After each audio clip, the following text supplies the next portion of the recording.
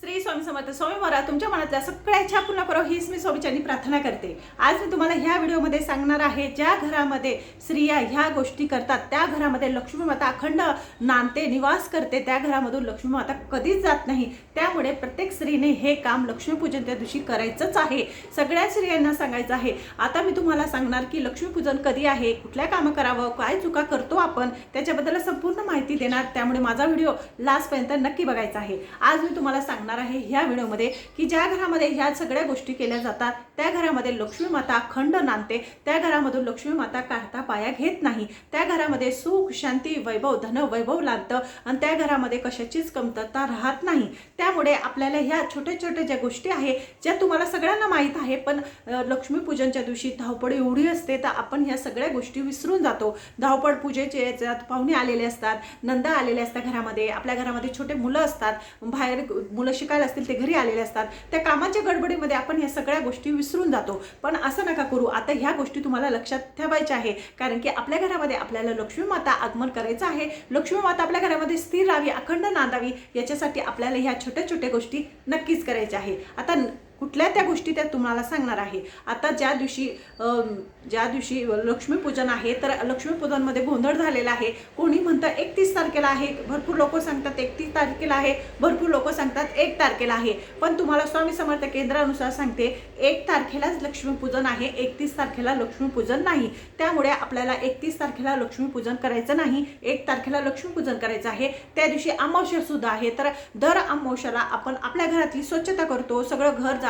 झटपटे, घराला उंबरठाची पूजा करतो, उंबरठाला हळदीचं लेपन करतो, स्वस्तिक काढतो. तर ह्या सगळ्या गोष्टी लक्ष्मीपूजेच्या दिवशी आवर्जून करायचे आहे. कारण की त्या दिवशी आपल्या घरामध्ये लक्ष्मी माता प्रवेश करणार आहे. लक्ष्मी माता ही आपल्या घरामध्ये येणार आहे. त्यामुळे लक्ष्मी मातेचं स्वागतासाठी आपल्याला आपल्या घरातली जी स्वच्छता आहे ती नक्कीच करायची आहे. आता कुठल्या त्या चुका आहेत ते सुद्धा सांगणार आहे आणि आपल्याला आता काय करायचं आहे. तर सकाळी ब्रह्ममुहूर्तावर तुम्हाला उठायचं आहे, कारण की त्या दिवशी नरक चतुर्थी आहे. आणि त्या दिवशी उठल्याने असं म्हणतात, पूर्वीची लोक सकाळी 5ला 4ला उठत होती, आंघोळ वगैरे करत होती. का तर सूर्यनारायण निघण्याच्या अगोदर आंघोळ केलेली खूप चांगली शुभ मानली गेलेली आहे. कारण की नरक आपल्या अंगावर पडतो. नरक म्हणजे आळसपणा, आळशीपणा, म्हणजे आपल्याला त्याच्यामध्ये उत्साह राहत नाही असा तो नरक जो आपल्या अंगावर पडतो, असं पूर्वीची लोक म्हणत होती. त्यामुळे आपल्याला खरंच आहे ते. त्यामुळे आपल्याला त्या दिवशी सकाळी ब्रह्ममुहूर्ता उठायचं आहे.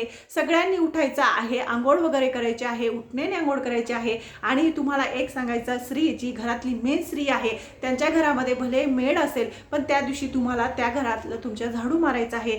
सकाळी उठल्या तुम्हाला आंघोळ ब्रश न करता तुम्हाला काय करायचं आहे, एक गडू म्हणजे एक पाण्याचा लोटा तुम्हाला भरून ठेवायचा आहे.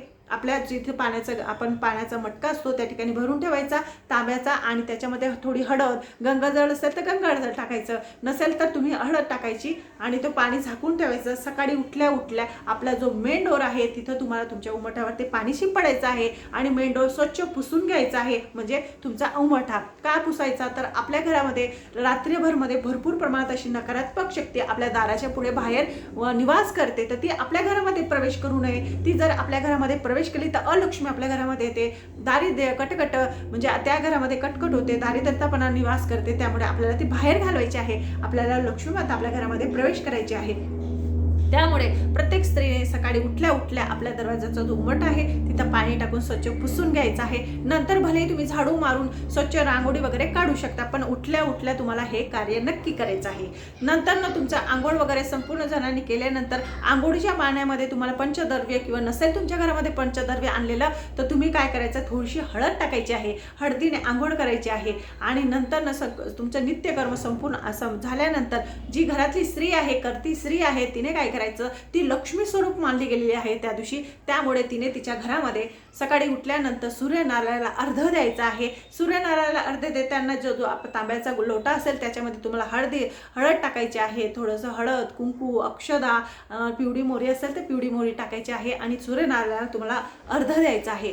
सूर्यनारायणाला त्या दिवशी अर्घ का दिलं जातं, तर आपल्या घरातली जी नकारात्मक शक्ती आहे, दारिद्र्यता आहे, ती संपूर्ण बाहेर जावा, लक्ष्मी माता आपल्या घरामध्ये प्रवेश राहावा आणि सूर्यनारायणाचा अखंड वास आपल्या घरामध्ये राहावा, यासाठी आपल्याला सूर्यनारायणाला पाण्याचा अर्ध द्यायचा आहे. नंतर तुळशीची पूजा करायची आहे. तुळशी मातेला पूजा केल्यानंतर व्यंकटेश स्तोत्र येत असेल तर व्यंकटेश स्तोत्र बनायचं आहे, नाही तर ओम नमो भगवते वासुदेवाय असा मंत्र म्हणून पाणी अर्पण करायचं आहे. हळदी कुंकू व्हायचं आहे. नंतर ते संपूर्ण झाल्यानंतर काय करायचं, आपला जो मेन डोर आहे आपण सकाळी पुसलेला आहे, पण झाडून स्वच्छ पुसून जो मेन डोर आहे त्याला स्वच्छ पुसायचा. थोडंसं पाणी घ्यायचं आहे. पाण्यामध्ये थोडंसं आपल्याला तेल टाकायचं आहे. खोबऱ्याचं तेल टाकू शकतात, कुठलं पतंजलीचं कुठलं जे तेल असेल तुमच्या घरामध्ये ते तेल पाण्यामध्ये टाकायचं. स्वच्छ आपला मेन डोर स्वच्छ पुसून घ्यायचा. पुसल्यानंतर त्या मेन डोरवर तुम्हाला हळदी कुंकूची 2 स्वस्तिक काढायचे आहे. शुभ लाभ लिहायचा आहे. पूजा करायची आहे. पूजा झाल्यानंतर तुम्हाला जे तुमचं उमट आहे तिथं हळदीचं लेपन करायचं आहे. हळदीचं लेपन का केलं जातं, तर त्या दिवशी लक्ष्मीपूजन आहे आणि अमावस्या सुद्धा आहे. तर दर अमावस्याला आपण करतो, तर त्यामुळे अमावस्याच्या दिवशी जर आपण हळदीचं लेपन केलं तर लक्ष्मी माता आपल्या घरामध्ये प्रवेश करते, नकारात्मक शक्ती आपल्या घरामध्ये प्रवेश करत नाही. त्यामुळे आपल्याला हळदीचं लेपन करायचं आहे. त्या दिवशी स्वस्तिक काढायचं आहे. स्वस्तिकची पूजा करायची आहे. धूप दीप लावून स्वच्छ अशी रांगोळी काढायची आहे. स्वच्छ झाल्यानंतर त्या ठिकाणी तुम्हाला दिवा सुद्धा लावायचा आहे. आता दिवा तुम्ही कुठला पण लावू शकता, तेलाचा तुपाचा दिवा लावायचा. बघा सकाळच्या वेळेस हे सगळं करा, तुमचं घर एवढं प्रसन्न वाटेल. सकाळी उठल्यानंतर तुम्ही यूट्यूबवर विष्णू सहस्रनाम लावा, तुमच्या घरामध्ये व्यंकटेश स्तोत्र लावा, अशा तुम्ही एक आरती वगैरे लावा घरामध्ये. घर एवढं पवित्र आणि एवढं सुशोभित वाटतं, घरामध्ये आनंद वातावरण असतं. नक्कीच तुमच्या घरामध्ये लक्ष्मी माता प्रवेश करणार हे सगळं केल्यावर. तर त्या दिवशी तुम्ही हे सगळं करायचं आहे. पूजा करायची आहे. घरात आल्यानंतर आपली जी लादी असते, आपलं जे घर असतं त्या फरशीला आपल्याला काय करायचं, पाण्यामध्ये सकाळच्या टायमाला पुसायचं आहे. ती स्वच्छ करायची आहे. कारण की नकारात्मक शक्ती एवढ्या प्रमाणात आपल्या घरामध्ये प्रवेश करते, तर ती संपूर्ण आपल्याला बाहेर घालवायची आहे. स्वच्छ जाडे जणपटे अगोदर 1 दिवस अगोदर काढून घ्यायचे, स्वच्छ करून घ्यायचं घर. नंतर तुम्हाला पाण्यामध्ये थोडीशी हळद टाकायची आहे, गोमूत्र टाकायचं आहे, खडे नमक टाकायचं आहे. त्या दिवशी फिनाईलने घर पुसू नका. तुमची फरशी जी असेल ती पुसायची नाही. तर तुम्हाला हे सगळं साहित्य टाकून संपूर्ण घराचा काना कोपरा पुसून घ्यायचा आहे. स्वच्छ घर करायचं आहे.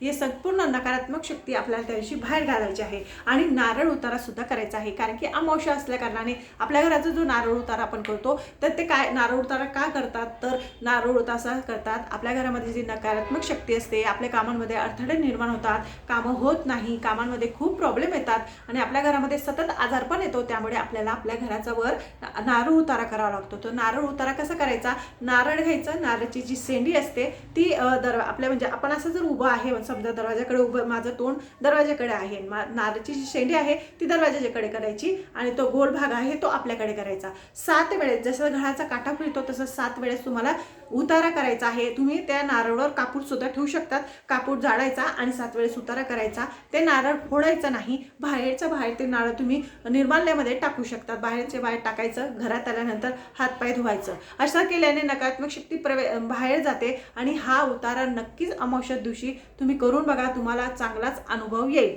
आता हे सगळं झाल्यानंतर आपल्याला आपल्या गाड्यांची पूजा करायची. गाड्या स्वच्छ धुवायचे आहे. गाड्यांना पिवळी मोहरीचं ते तोडगं लावायचं आहे. गाड्यांची पूजा करा. हळदी कुंकू अक्षदा त्यांना वाहा, स्वस्तिक काढा. हनुमंताचा एक मंत्र आहे, तो तुम्हाला मंत्र सुद्धा म्हणायचा आहे. मी तुम्हाला तो कमेंट बॉक्समध्ये लिहून देणार. तो मंत्र लिहिल्याने काय होतं, तो गतिमान भगवंत आहे हनुमंतांचा भाऊ. त्याचं नाव जर आपण आपल्या गाडीच्या ह्याच्यावर स्वस्तिक काढताना लिहिलं तर आपल्या म्हणजे जी गाडी असते त्या गाडीचा ॲक्सिडेंट होत नाही, म्हणजे अघटित घटना घडत नाही. त्यामुळे आपल्याला ते स्वस्तिक काढताना तुम्हाला तो मंत्र म्हणायचा आहे. आता तो मंत्र मी तुम्हाला कमेंट बॉक्समध्ये लिहून देणार, तो नक्कीच बघायचा. गतिमान म्हणजे हनुमंताचे जे भाऊ आहे त्यांच्या भावाचं जो नाव आहे गतिमान, त्यांचा मंत्र आपल्याला आपल्या गाडीच्या याच्यावर काढायचा आहे. म्हणजे स्वस्तिक काढताना तुम्हाला म्हणायचं आहे. आणि नंतर ते संपूर्ण झाल्यानंतर संध्याकाळच्या टायमाला तुम्हाला तुमचं जे घर आहे, तुमचं जी फरशी आहे ते तुम्ही संध्याकाळच्या टायमाला बघा झाडत नसतात, पण जर खूपच घाण झाले असेल तर 5:30च्या अगोदर तुम्हाला संपूर्ण फरशी क्लीन करायची आहे. संपूर्ण फरशी क्लीन केल्यानंतर गोमूत्र शिंपडायचं आहे. संपूर्ण घरामध्ये घर सगळं स्वच्छ करायचं आहे. चारही बाजूला दिवे प्रज्वलित करायचे आहे. सगळीकडे दिवे प्रज्वलित लावायचे आहे. सगळीकडे दिवे लावल्यानंतर त्या दिवशी विसरायचं नाही, आपल्याला आपल्या पाण्याच्या माठाजवळ बाहेर एक दिवा लावायचा आहे, पाण्याचा माठा जवळ लावायचा आहे, जिथं तुमचं पाणी म्हणजे जिथं तुमची ट्यूबवेल असेल, पाण्याचं मोटर वगैरे ठेवली असेल तिथं लावायचं आहे, पिंपळाच्या झाडाजवळ लावायचं आहे, नसेल पिंपळाचं झाड तर आवळ्याच्या झाडाजवळ लावा, किंवा तुम्ही बेलचं झाड असेल ते बेलच्या झाडाजवळ लावा. एक ठिकाणी नक्कीच तुम्हाला दिवा लावायचा आहे, कारण की हे जे सगळे आपण दिवे लावतो ना याचं एवढं महत्त्व नाही, पण लक्ष्मीपूजनच्या दिवशी जर तुम्ही ह्या 4-5 ठिकाणी जर दिवे लावले तर त्या घरामध्ये अखंड लक्ष्मी निवास करते, असं शिव महापुराण कथेमध्ये सुद्धा सांगितलेलं आहे. तर ह्या ज्या सगळ्या गोष्टी मी तुम्हाला सांगितल्या, या सगळ्या गोष्टी आपल्या घरामध्ये झाल्याच पाहिजे, कारण की लक्ष्मीपूजनच्या दिवशी जर आपण या सगळ्या गोष्टी केल्या तर आपल्या घरामध्ये अखंड लक्ष्मी माता अखंड नांदते आणि ती कधीच आपल्या घरातून काढता पाया घेत नाही. आणि संध्याकाळच्या टायमाला आपल्या घरामध्ये कटकट करू नका, भांडण करू नका, कारण की कसं असतं ना, अमावस्या असल्या कारणाने थोडीशी तरी आणि एवढे लोक जर घरात असली तर चिडचिड होते, दिवसभर एवढं सगळं कामं वगैरे आवरून आपल्याला जर कोणी काही बोललं तर आपलं चिडचिड होते, लगेच आपलं भांडण, लगेच आपला पारा चढतो आणि आपण भांडण करायला लागतो. तर आपण एवढं सगळं केलेलं आपलं संपूर्ण पुण्य म्हणजे जे केलेलं असतं सगळं वाया जातं. कारण की बघा, लक्ष्मीपूजनच्या दिवशी अमावस्या आहे, त्यामुळे आपल्याला आपल्या घरामध्ये कटकट करायची नाही. जे आपले मेन डोर आहे त्या ठिकाणी तुम्हाला एक तोरण लावायचं आहे. आता तुम्ही उद्राक्षाचं आणलं असेल तर उद्राक्षाचं लावायचं, नसेल उद्राक्षाचं तर तुम्ही कवडीचं लावू शकता, किंवा अशोकची जी पानं असतात त्या अशोकच्या पानाला अत्यंत साधारण असं महत्त्व आहे. अशोकच्या पानांचं तोरण लावायचं आहे, नसेल ते तोरण तर तुम्ही आंब्याच्या पानांचं सुद्धा लावू शकतात. तर अशा प्रकारे तुम्हाला संपूर्ण जी विधी आहे ती करायची आहे. त्यानंतर तुम्हाला तुमचे जे देव असतील त्यांना स्वच्छ घासून टाकायचे, स्वच्छ पुसून टाकायचे, स्वच्छ व्यवस्थित त्यांची फुलं वगैरे, दीप वगैरे प्रज्वलित करायचे आहे. देवांची स्वच्छ म्हणजे जे कापड असतं आपलं देवांचं ते स्वच्छ कापड वगैरे टाकायचं आहे, नवं कापड घ्यायचं आहे. त्या दिवशी संपूर्ण पूजा तुम्हाला मांडायची आहे. संपूर्ण पूजा मांडल्यानंतर जो झाडू असतो त्याची 12 वाजता कशी पूजा करतात ते सुद्धा मी तुम्हाला सांगणार आहे. बघा, ज्या वेळेस आपलं संपूर्ण घर क्लीन झालेलं असतं, लक्ष्मीपूजन झालेली असते, आणि नंतर ना जो 12 वाजेचा झाडू असतो, 12 वाजता बरोबर 12 वाजलेले असतात रात्रीचे, त्यावेळेस आपल्याला आपल्या घरातली जी दरिद्रता माता असते ती बाहेर घालवायची असते. त्याच्यासाठी एक झाडू घ्यायचा, संपूर्ण घर झाडत यायचं, आणि घर झाल्यानंतर जी घाण म्हणजे जो झाडू असतो तो तुम्हाला 3 वेळेस तुमच्या दाराच्या पुढे आपटायचा असतो. का तर जी अलक्ष्मी माता असते ती पूर्णपणे आपल्या घराच्या बाहेर जाते. या कारणाने लक्ष्मीपूजनच्या दिवशी हे करायला विसरू नका. त्याच्याने काय होईल, दरिद्रता माता बाहेर जाईल, लक्ष्मी माता आपल्या घरामध्ये प्रवेश केलेलाच असतो. तर लक्ष्मी माता स्थिर असते, ती कधीच बाहेर जात नाही. आणि लक्ष्मी माता ती ही चंचल आहे, पण तिला सांभाळणं आपलं काम आहे. म्हणून मी तुम्हाला ह्या ज्या सगळ्या गोष्टी आहे त्या सांगितल्या. आता जो आपला अन्नपूर्णा माता आहे, तर आपला गॅसचा ओटा आहे तो सुद्धा स्वच्छ पुसायचा. गॅसच्या ओट्याची गॅसची आपल्याला पूजा करायची आहे, कारण तिथं अन्नपूर्णा माता निवास करते. त्यामुळे ह्या ज्या सगळ्या गोष्टी करा, नक्कीच तुमच्या घरामध्ये सुख शांती नांदेल, लक्ष्मी माता अखंड तुमच्या घरामध्ये राहील. माझं हे चॅनल जर खरंच तुम्हाला आवडत असेल, लाईक आणि सबस्क्राईब करा, इतरांना सुद्धा पाठवा. श्री स्वामी समर्थ.